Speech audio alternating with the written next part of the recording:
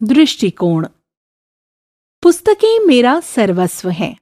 इनसे मेरा नाता कैसे जुड़ा, इसके पीछे भी एक रोचक संयोग है।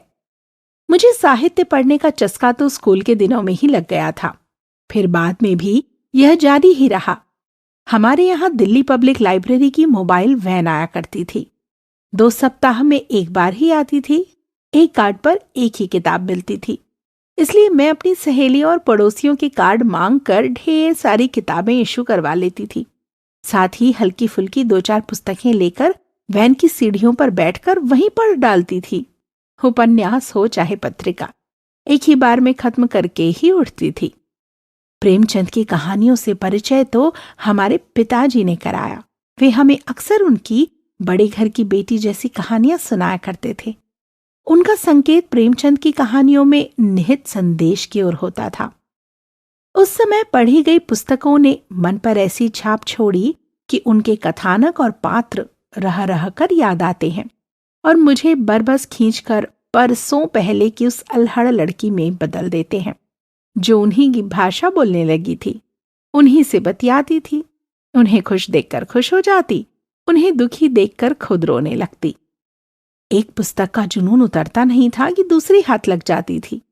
कभी जयशंकर प्रसाद की कामायनी की धारा में बह रहे होते, तो कभी बच्चन की मधुशाला में गोते खा रहे होते। धर्मवीर भारती की कनुप्रिया, देवकीनंदन खत्री की चंद्रकांता, यशपाल की झूठा सच, मोहन राकेश की आषाढ़ का एक दिन, मन्नू भंडारी की बंटी, गोपालदास नीरज की कारवां गुजर गया, गुब्बार देखते रहे, वृंदावन लाल वर्मा की मृगनयनी, फणीश्वर नाथ रेणु की मैला आंचल, अज्ञेय की शेखरिक जीवनी, विष्णु प्रभाकर की आवारा मसीहा, रामधारी सिंह दिनकर की संस्कृति के 4 अध्याय, अमृतलाल नागर की मानस का राजहंस जैसी कालजयी रचनाएं पढ़ने का आनंद उठाया। महादेवी वर्मा की यामा मेरी प्रिय पुस्तक है।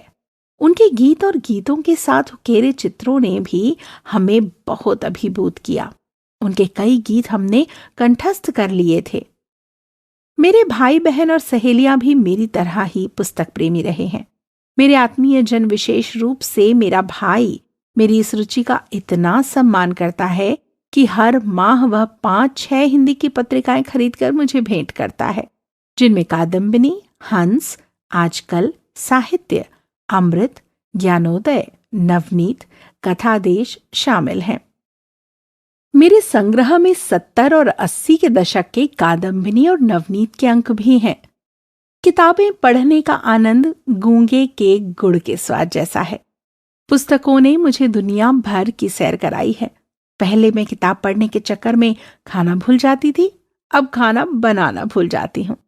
पुस्तकें मैं स्वांतः सुखाए पढ़ती हूँ। इन्हें पढ़ने से जो आत्मसंतुष्टि मिलती है, वह न तो दूरदर्शन के धारावाहिकों को देखने से मिलती है, न सिनेमा हॉल में 3 घंटे बिताने से, और न ही शॉपिंग करके मिलती है। किताबें पढ़ने के दोहरे फायदे हैं। यह फास्ट फूड की तरह तुरंत तुष्ट तो करती ही है, घर के बने खाने की तरह भरपूर मानसिक पोषण का भी अद्वितीय साधन है। जब भी मेरा मन अशांत हो या दुखी होता है, मैं अपनी किताब उठाकर पढ़ने बैठ जाती हूँ और एक अलग ही दुनिया में पहुंच जाती हूँ। ऐसे माहौल का सकारात्मक मनोवैज्ञानिक प्रभाव पड़ता है। मेरे दुख दर्द सब गायब हो जाते हैं। मेरा मानसिक संतुलन लौट आता है, जबकि जिन्हें पढ़ने की आदत नहीं, वे अपने मूड की गिरफ्त में कैद होकर रह जाते हैं। पुस्तकें न केवल हमारा मनोरंजन करती हैं, अपितु ज्ञानवर्धन के साथ साथ चीजों को नए परिप्रेक्ष्य और नजरिए से देखने की समझ भी देती हैं। पढ़ना एक ऐसी बौद्धिक प्रक्रिया है जो हमें समाज को प्रभावित करने वाले मुद्दों पर सोचने की दिशा देती है। पूंजीवाद की ओर बढ़ती दुनिया में क्या कहीं बौद्धिकता का स्थान रह जाएगा?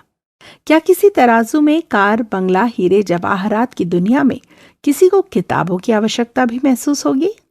ये प्रश्न मेरे मन में उठते जरूर हैं, पर मेरे पास किताबें हैं। मेरा मन आज भी इनमें रमता है और यही मेरी अमूल्य निधि है। सुभाषिणी खेतरपाल।